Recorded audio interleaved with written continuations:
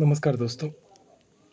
इस वीडियो से हम लोग सेकेंड सेमेस्टर में जनरली CBCS के सेकेंड सेमेस्टर में जो इलेक्ट्रिसिटी और मैग्नेटिज्म का सेक्शन है, ऑनर्स और पास कोर्स दोनों में ही इंक्लूड किया गया, उसको कवर करने का कोशिश करेंगे। तो इस सीरीज़ का पहला जो लेक्चर है वो इलेक्ट्रिक फील्ड एंड पोटेंशियल के ऊपर बेस्ड है। इलेक्ट्रिक फील्ड और पोटेंशियल के बेसिक कंसेप्ट्स को हम लोग इस लेक्चर में कवर अप करेंगे। तो सबसे पहले हम लोग कुछ बेसिक पॉइंट्स को समझने का कोशिश करते हैं। तो सबसे पहला यही कि इलेक्ट्रोस्टैटिक्स हम लोग जानते हैं किसे कहते हैं। इलेक्ट्रोस्टैटिक्स क्या है? फिजिक्स का वह ब्रांच है जहाँ पर हम लोग इलेक्ट्रिक चार्जेस के बिहेवियर को स्टडी करते हैं, ऐसे चार्ज जो रेस्ट स्टेट में रहे, यानी स्टेशनरी चार्जेस के प्रॉपर्टीज़ को स्टडी करने वाले फिजिक्स के ब्रांच को ही हम लोग इलेक्ट्रोस्टैटिक्स कहते हैं। यानी जिस ब्रांच में हम लोग स्टैटिक चार्ज के बारे में स्टडी करते हैं उसको इलेक्ट्रोस्टैटिक। देखिए, स्टैटिक इधर है ही और स्टैटिक चार्ज ही, और इसी तरह से अगर मूविंग चार्ज रहे तो उसके लिए हम लोग मैग्नेटिक फील्ड सेक्शन में मूविंग चार्जेस के बारे में स्टडी करते हैं। ठीक है, अब चार्ज की कुछ प्रॉपर्टीज़ हैं। इसमें पहला ये है कि चार्ज जो है कंजर्वेटिव नेचर शो करता है। कंजर्वेटिव नेचर कहने का मतलब क्या है कि कोई भी अगर केमिकल रिएक्शन हो या मैकेनिकल रिएक्शन हो या कोई भी न्यूक्लियर रिएक्शन हो तो वहाँ पर चार्ज जो ऑलवेज कंजर्व रहता है, यानी जितने चार्ज रिएक्शन में टेक पार्ट करते हैं रिएक्शन के बाद उतने ही चार्ज रह जाते हैं, चार्ज का अमाउंट घटता बढ़ता नहीं है। ठीक ना। और एक और हम लोग बात जानते हैं, क्वांटाइजेशन ऑफ चार्ज। हम लोग शुरू से ही पढ़ते आ रहे हैं। क्वांटाइजेशन ऑफ चार्ज यानी total charge on a body is equal to the integral multiple of basic unit of charge. और बेसिक यूनिट चार्ज किसको कहते हैं? वो चार्ज ऑन एन इलेक्ट्रॉन को। ठीक ना, उसी को हम लोग क्वांटाइजेशन ऑफ चार्ज कहते हैं। यानी टोटल चार्ज जो होता है वो प्लस माइनस हम लोग n इंटू ई के फॉर्म में लिखते हैं। ठीक ना, ई हो गया हम लोग का भाई बेसिक यूनिट ऑफ चार्ज या इलेक्ट्रॉन का चार्ज, जिसका वैल्यू 1.6 इंटू 10⁻⁻19 कूलम होता है, और ये n जो हो गया नंबर ऑफ चार्ज कैरियर्स हो गए। तो n into E equals to हो जाएगा हम लोग का टोटल चार्ज। इसको हम लोग कहते हैं क्वांटाइजेशन ऑफ चार्ज के नाम से जानते हैं इस कंसेप्ट को। ठीक है, और नेक्स्ट हम लोग का कूलम्स लॉ। कूलम्स लॉ हम लोग जानते हैं कि लाइक चार्जेस के बीच में रिपल्सन होता है और अनलाइक चार्जेस के बीच में अट्रैक्शन होता है। ठीक ना, प्लस प्लस में रिपल्सन होगा, माइनस माइनस में रिपल्सन होगा, प्लस माइनस में अट्रैक्शन होगा। और ये जो फोर्स ऑफ अट्रैक्शन है वो डायरेक्टली प्रोपोर्शनल टू होता है product of magnitude of charge and inversely proportional to होता है square of the distance between the charges. ठीक ना, और ये हम लोग एक्सप्रेशन भी हम लोग को पता ही है, F equals to 1/4πε0 Q1 Q2 by r square है, जहाँ पर Q1 Q2 जो है प्रोडक्ट ऑफ में Q1 और Q2 जो है चार्ज के मैग्नीट्यूड्स हैं और जो है डिस्टेंस बिटवीन द चार्जेस है, सेंटर ऑफ चार्जेस है। और 1/4πε0 एक कांस्टेंट है जहाँ से एप्सिलॉन को हम लोग एब्सोल्यूट परमिटिविटी के नाम से जानते हैं। ठीक ना, और ये जो 1/4πε0 को हम लोग के से भी रिप्लेस करते हैं और इस पूरे कांस्टेंट का वैल्यू होता है 9 × 10⁹ न्यूटन मीटर स्क्वायर पर कूलम स्क्वायर। और एप्सिलॉन जीरो का वैल्यू जो होता है 8.85 × 10⁻12 के बराबर होता है। तो ये कूलम्स लॉ जानते हैं। और कूलम्स लॉ हमेशा एक बात याद रखेंगे कि कूलम्स लॉ जो है हमेशा स्टेशनरी चार्जेस के लिए वैलिड है। चार्ज मूविंग स्टेट में रहे तो वहाँ पर कूलम्स लॉ हम लोग अप्लाई नहीं कर सकते हैं। ठीक है, नेक्स्ट अब हम लोग देखते हैं कि चार्ज का डिस्ट्रीब्यूशन। जनरली हम लोग 3 तरह का चार्ज का डिस्ट्रीब्यूशन देखते हैं। पहला है वॉल्यूम चार्ज डिस्ट्रीब्यूशन, दूसरा है सरफेस और तीसरा है लीनियर चार्ज डिस्ट्रीब्यूशन। यानी अगर कोई एक पतला सीट जैसा मटेरियल, जैसे स्फेरिकल एक बॉल हो गया, तो उस पर चार्ज देंगे तो चार्ज उसके ओवरऑल वॉल्यूम पर डिस्ट्रीब्यूट हो जाएगा। अगर पतला एक सीट है उस पर हम लोग चार्ज दें तो पूरे उसके सरफेस एरिया पर डिस्ट्रीब्यूट हो जाएगा। एक रॉड जैसा है तो पूरे उसके लेंथ पर डिस्ट्रीब्यूट हो जाएगा। तो इसके आधार पर हम लोग 3 तरह की चार्ज डेंसिटी भी पढ़ते हैं। एक को हम लोग वॉल्यूम चार्ज डेंसिटी, दूसरे को सरफेस चार्ज डेंसिटी और तीसरे को लीनियर चार्ज डेंसिटी के नाम से जानते हैं। तो वॉल्यूम चार्ज डेंसिटी क्या कहलाता है? वही charge per unit volume. Surface charge density charge per unit surface area, और linear charge density charge per unit length. बस इस बात को हम लोग समझ के रखेंगे। और ये जो इलेक्ट्रोस्टैटिक फोर्स जो था, ये कूलम्स फोर्स या इलेक्ट्रोस्टैटिक फोर्स कहलाता है। ये एक तरह का कंजर्वेटिव फोर्स है। ठीक ना, इलेक्ट्रोस्टैटिक फोर्स एक कंजर्वेटिव फोर्स है। कंजर्वेटिव फोर्स जानते हैं, ऐसे फोर्स जिसके लिए वर्क डन जो होता है वो पाथ पर डिपेंडेंट नहीं करता है, केवल इनिशियल और फाइनल पोजीशन पर डिपेंड करता है। और एक कंप्लीट ऑसिलेशन, कंप्लीट पाथ में अगर मान लीजिए जहाँ से जर्नी स्टार्ट किया वहीं पर एंड करते हैं, तो कंजर्वेटिव फोर्स के लिए अगर ये मोशन हो रहा है तो वर्क डन जीरो होता है। क्लोज्ड पाथ में कंजर्वेटिव फोर्स के लिए जो वर्क डन है वो ऑलवेज जीरो होता है। तो इलेक्ट्रोस्टैटिक फोर्स भी ग्रेविटेशनल फोर्स में, ग्रेविटेशनल फोर्स की तरह ही एक कंजर्वेटिव फोर्स है, सेंट्रल फोर्स की तरह एक कंजर्वेटिव फोर्स है। ओके, अब हम लोग पहला टॉपिक इधर से पढ़ना शुरू करते हैं, जिसको हम लोग इलेक्ट्रिक फील्ड कहते हैं। इलेक्ट्रिक फील्ड का बेसिक डेफिनेशन हम लोग को पता है ही कि ये सबसे पहले जान लिया जाए इलेक्ट्रिक फील्ड क्या कहलाता है। तो जैसे हम लोग मैग्नेट रखते हैं तो उसके अराउंड एक रीजन तक उसका अट्रैक्शन या रिपल्सन पावर काम करता है, उस रीजन को ही हम लोग मैग्नेटिक फील्ड कहते हैं। उसी तरह एक चार्ज रख दिया गया पॉजिटिव या नेगेटिव, तो उसका अट्रैक्शन या रिपल्सन पावर जो है एक रीजन तक एक्ट करता है, जिसको हम लोग इलेक्ट्रिक फील्ड के नाम से जानते हैं। और इलेक्ट्रिक फील्ड के स्ट्रेंथ को हम लोग इलेक्ट्रिक फील्ड इंटेंसिटी के फॉर्म में एक्सप्रेस करते हैं। अब इसको कैसे मेज़र किया जाता है इलेक्ट्रिक फील्ड स्ट्रेंथ या इंटेंसिटी को, तो ये फोर्स पर यूनिट चार्ज के फॉर्म में एक्सप्रेस किया जाता है जब कोई एक टेस्ट चार्ज को एक डेफिनेट चार्ज के रीजन में डाला जाता है तब, ठीक ना। यानी मान लिया गया कि ये कोई एक चार्ज है Q, इसके अराउंड का ये इलेक्ट्रिक फील्ड हो गया। अब कोई एक छोटा सा टेस्ट चार्ज को बहुत ही स्मॉल वैल्यू, जितना स्मॉल वैल्यू लिया जाएगा उतना एक्यूरेटली हम लोग इलेक्ट्रिक फील्ड मेज़र कर सकते हैं। अब इस चार्ज को इधर की तरफ डाला जाए तो इस चार्ज के वजह से इस पर जितना फोर्स पड़ता है, यानी फोर्स पर यूनिट चार्ज जो होगा, उसी को हम लोग इलेक्ट्रिक फील्ड के नाम से जानेंगे। किसका? इसका इलेक्ट्रिक फील्ड, ठीक है। यानी electric field is defined as the limit of the ratio between the force on a test charge, ठीक है। टेस्ट चार्ज जो बाहर से टेस्ट करने के लिए चार्ज को इलेक्ट्रिक फील्ड में रखा गया at the point, at that point to the test charge at the test charge approach. Test charge का वैल्यू जितना स्मॉल रखा जाए उतना ही एक्यूरेट हम लोग मेजरमेंट कर सकते हैं, ठीक ना। इलेक्ट्रिक फील्ड भी एक तरह का कंजर्वेटिव फील्ड है। कंजर्वेटिव फील्ड का कंडीशन हम लोग जानते हैं कि curl of the field must be zero. Force है तो curl of the force must be zero. तो अगर कंजर्वेटिव फील्ड है तो डेल क्रॉस ई का वैल्यू ऑलवेज जीरो होगा। तो ये जनरली एक कॉमन क्वेश्चन है हम लोग का टेस्ट करने के लिए कि बताइए ये इलेक्ट्रिक फील्ड का फॉर्म है या नहीं है।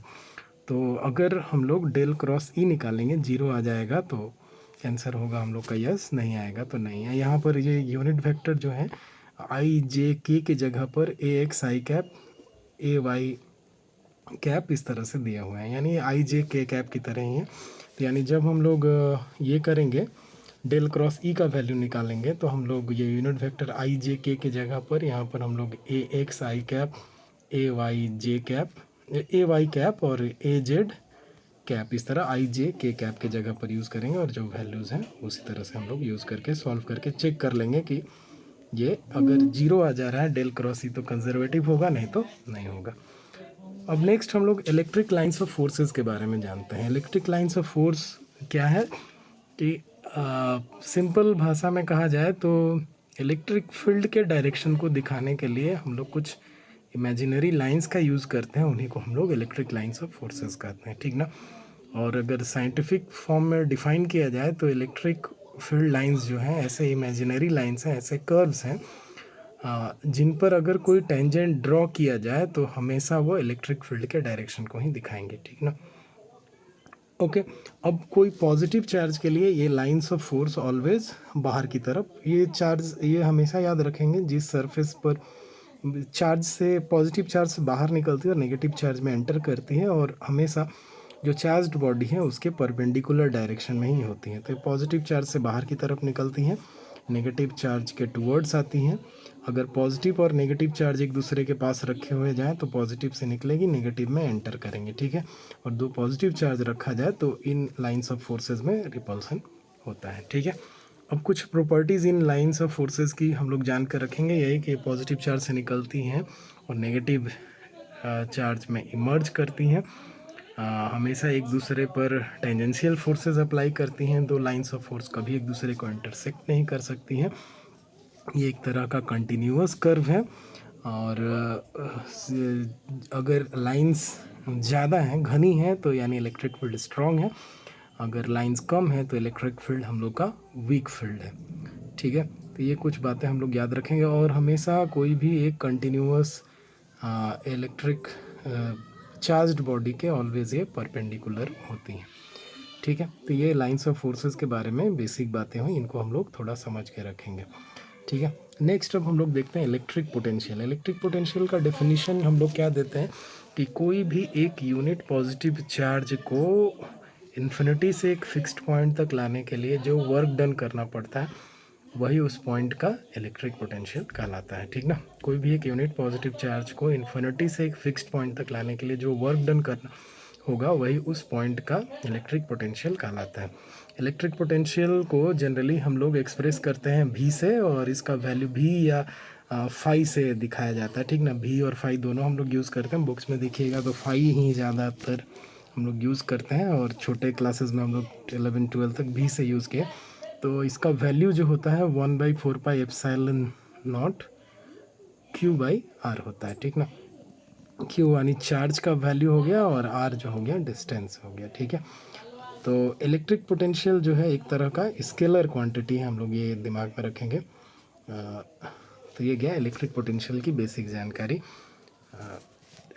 नेक्स्ट अब हम लोग देखते हैं इलेक्ट्रिक फील्ड और इलेक्ट्रिक पोटेंशियल कैसे रिलेटेड हैं। ये बहुत ही इंपॉर्टेंट क्वेश्चंस हैं, तो इसको अच्छे से समझने की कोशिश करेंगे। हम लोग जानते हैं इलेक्ट्रिक फील्ड जो है उसको कैसे लिखा जा सकता है, 1/4πε0 Q/r² होता है। अगर वेक्टर में डाल दिया जाए तो हम लोग यहाँ पर एक यूनिट वेक्टर ले लेंगे। ठीक ना, तो 1/4πε0 Q/ वो डिस्टेंस का मैग्नीट्यूड r² या r वेक्टर का स्क्वायर लिख दिया गया मॉड देकर, और एक साथ में यूनिट वेक्टर इलेक्ट्रिक फील्ड पर वेक्टर दिया गया, इसलिए यहाँ पर भी डायरेक्शन दिखाने के लिए हम लोग यूज़ किए। ओके,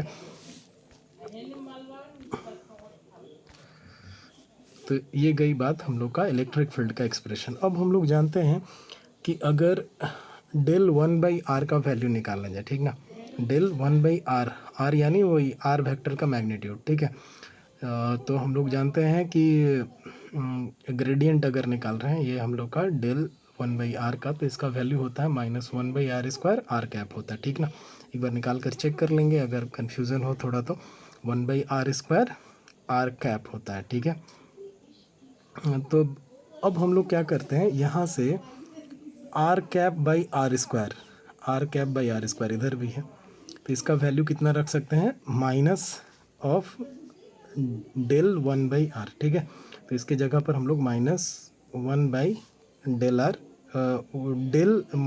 -डेल 1/r रख सकते हैं।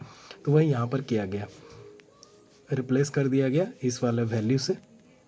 ठीक है, अब ये तो कांस्टेंट है सब, इन सब को भीतर की तरफ ट्रांसफ़र कर दिया गया, तो यानी आ गया -डेल Q/ε0r हो गया। अब ये हम लोग थोड़ा देर पहले ही पढ़े कि ये हम लोग का पोटेंशियल का फॉर्म है, जिसको भी या फाई से डिनोट करते हैं, तो यहाँ पर -डेल फाई हो गया, यानी इलेक्ट्रिक फील्ड जो हो गया वो नेगेटिव ग्रेडियंट ऑफ पोटेंशियल के बराबर हो गया। ठीक ना, ग्रेडियंट हम लोग डेल फाई को ग्रेडियंट की तरह, डेल को ग्रेडियंट ही कहते हैं, तो यहाँ पर हम लोग का आया। ठीक है, आसान सी बात है। इलेक्ट्रिक फील्ड ये हम लोग डेल 1/r का वैल्यू इतना होता है, बस यहाँ पर इलेक्ट्रिक फील्ड वाले में हम लोग को r⁻r² को इससे रिप्लेस कर दिया गया, उसके बाद हम लोग का वैल्यू मिल गया।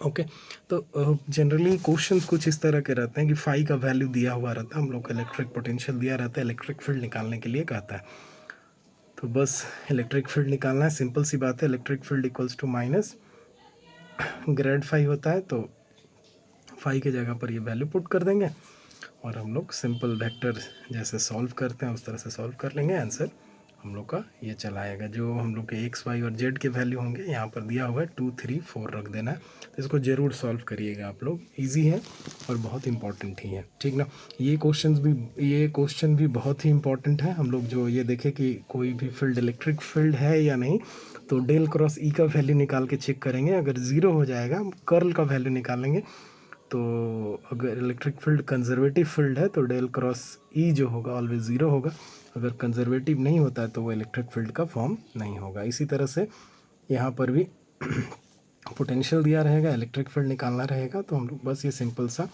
Equals to minus del phi, phi का वैल्यू रखेंगे, सॉल्व कर लेंगे, आराम से हम लोग का आंसर चला आएगा। ठीक है, अब पढ़ते हैं हम लोग इक्विपोटेंशियल सरफेस के बारे में। इक्विपोटेंशियल सरफेस क्या कहलाता है? ऐसा सरफेस है जिस पर जितने भी पॉइंट्स लिए जाएं सब का पोटेंशियल सेम रहे, तो ऐसे सरफेस को हम लोग इक्विपोटेंशियल सरफेस कहेंगे। यानी ऐसा सरफेस जिसका जितने भी पॉइंट्स हैं उन सब का पोटेंशियल सेम ही होगा। यानी मान लीजिए एक प्लेन सरफेस है, जितने भी पॉइंट्स उस पर लिए गए सबका पोटेंशियल 10 वोल्ट है, तो वो सरफेस इक्विपोटेंशियल सरफेस कहलाएगा। अब इक्विपोटेंशियल सरफेस से लाइंस ऑफ फोर्स जो होती हैं ऑलवेज परपेंडिकुलर हो। यहाँ पर एक पॉजिटिव चार्ज का एग्जाम्पल देकर बहुत सारे इक्विपोटेंशियल सरफेस ड्रॉ किए गए हैं। तो देखा जाए, अगर ये मान लीजिए बाहर वाला ही हम लोग एक सरफेस पकड़ लिया गया, सेंटर पर प्लस चार्ज है, तो सब ये इस पर जो पॉइंट, यहाँ का जो पॉइंट है, यहाँ का जो पॉइंट है, सब पॉइंट्स अगर लिए जाएँ तो सेंटर से सब पॉइंट्स का डिस्टेंस क्या होगा? सेम होगा। ठीक ना, जितने भी पॉइंट, ये मान लिया जाए ये कॉर्नर कॉर्नर पर हम लोग पॉइंट लिए हैं, सबका डिस्टेंस सेम रहेगा और चार्ज का वैल्यू भी सेंटर पर सेम है। यानी ये जितने भी पॉइंट्स हैं सब का पोटेंशियल सेम होगा। तो इनको अगर एक कर्व से मिला दिया जाए तो एक सर्कुलर कर्व मिल जाएगा। तो ये सर्कुलर कर्व जो होगा हम लोग का इक्विपोटेंशियल कर्व होगा। तो इस तरह से हम लोग आराम से इक्विपोटेंशियल सरफेस को दिखा सकते हैं। और देखा जा रहा है लाइंस ऑफ फोर्स जो बाहर की तरफ होती तो हमेशा इक्विपोटेंशियल सरफेस पर वो परपेंडिकुलर ही होती हैं। ठीक है, ये बात याद रखेंगे। और कुछ बातें हैं इक्विपोटेंशियल सरफेस से जुड़ी हुई कि इक्विपोटेंशियल सरफेस पर किसी एक चार्ज को एक जगह से दूसरे जगह ले जाने के लिए वर्क डन जो होता है वो ऑलवेज जीरो होता है। ठीक ना, और दो इक्विपोटेंशियल सरफेस कभी एक दूसरे को इंटरसेक्ट नहीं करते हैं। ठीक है, हमेशा ये बात ज़रूर याद रखेंगे कि दो ये लाइंस ऑफ फोर्स जो है वो इक्विपोटेंशियल सरफेस के ऑलवेज परपेंडिकुलर होती हैं। ठीक ना, तो ये बेसिक जानकारी हुई इस चैप्टर का। और आगे की तरफ हम लोग को और चीज़ें पढ़नी हैं, जैसे कुछ स्पेसिफिक सरफेस के लिए पोटेंशियल निकालना, फिर इलेक्ट्रिक फील्ड निकालना, गॉस थ्योरम पढ़ना, गॉस थ्योरम का एप्लीकेशन देखना। ठीक ना, उसके बाद और कैपेसिटर, कैपेसिटेंस और चार्ज डिस्ट्रीब्यूशन जो हो गया, धीरे धीरे एक एक करके हम लोग पढ़ते चलेंगे। ठीक है, फिलहाल के लिए इतना ही। Thank you.